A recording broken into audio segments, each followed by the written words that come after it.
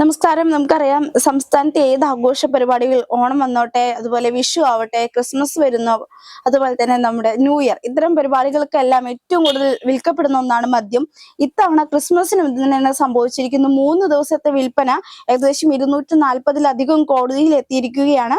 സംസ്ഥാനത്തെ Christmas ആഘോഷവേള record മദ്യവിൽപ്പന നടന്നിരിക്കുന്നു.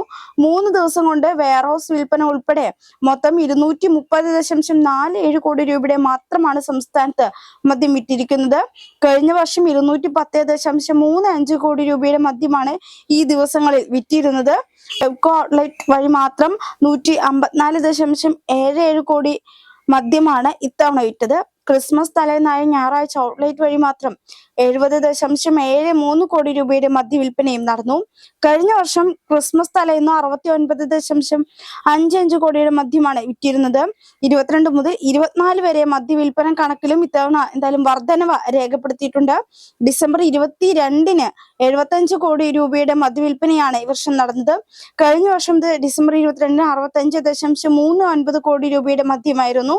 December 23-ന് ഈ വർഷം 84 കോടി രൂപയുടെ മദ്യം വിറ്റിട്ടുണ്ട്. അതുപോലെ തന്നെ കഴിഞ്ഞ വർഷം ഈ ദിവസം 75.41 കോടി രൂപയുടെ മദ്യവിൽപ്പനയാണ് നടന്നത്. ക്രിസ്മസ് തലേന്ന് റെക്കോർഡ് വിൽപ്പന ചാലക്കുടിയിലാണ് എന്തായാലും നടന്നിരിക്കുന്നത്.